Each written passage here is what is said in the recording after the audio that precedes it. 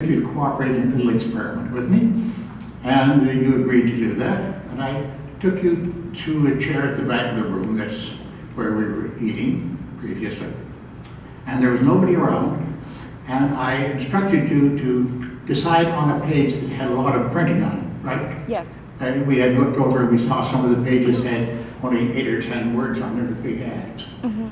I asked you to choose a page that had a lot of words. There must have been several hundred words on there at least, right? Correct. And you select that page at random. It was your choice, right?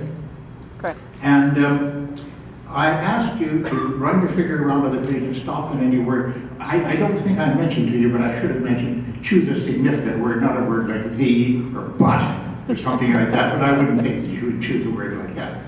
I asked you to select one of the, I said I was going to stand well away from you, and I did, with my back turned, quite some distance. There was nobody around that could see, correct? Correct.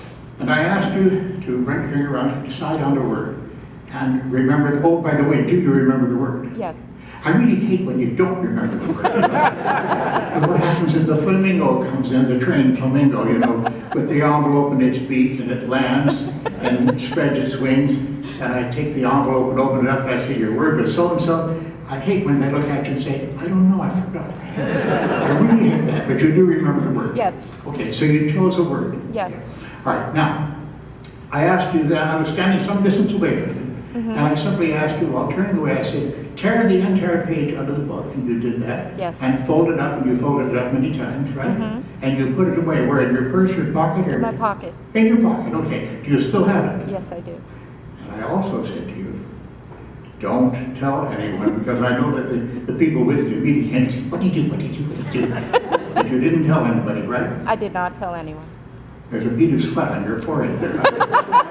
I'm trying to read the symbols here. I promise. Okay, very good, thank you. So you're the only one in the room that could possibly know what the word was? Yes. Okay, I'm going to step over, there it is right there. I have a magic marker and a board. I use equipment. I spare no expense. I'm going to step over to the board and I'll talk louder.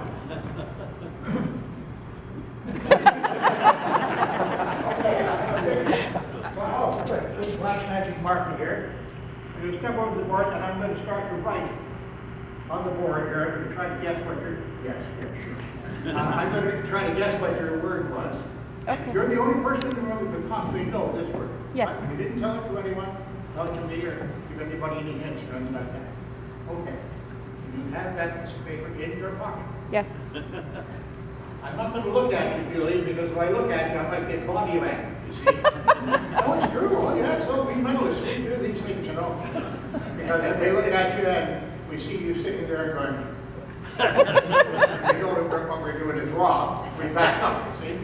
But sometimes we look at you and you're going, we know we're probably right. So I won't look at you, but I will start writing here, and I'll write up high so that everyone can see.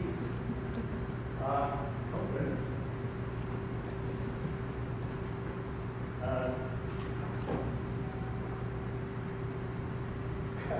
I get something that looks like a figure 8 here, and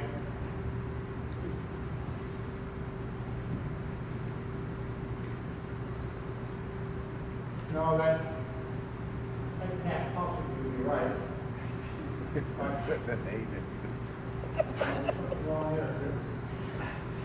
No, it was an English word, wasn't it? Because it was a book of recipes, and might have had some Francais in there, you know? It was an English word. An English word, I'm glad to hear that. And it still hasn't helped me very much. What was the word? Would you tell the audience in a good loud voice, what was the word that you selected? Well, that wouldn't be very magical if I told everyone the word. You want me to? For the trick.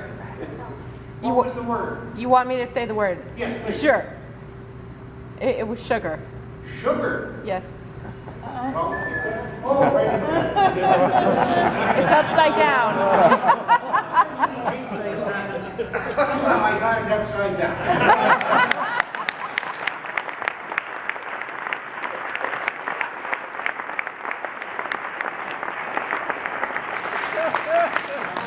That to be a total failure. Yeah, sure. Now, The easy solution you might have with that is that Julie actually was a Confederate of mine. She whispered it to me, or she agreed to do something or other to follow my instructions, and that is not true. She's not a Confederate in any way. Now, people will say, how did you do that, Chrissy? How many want to know how it's done? I'm sure you do.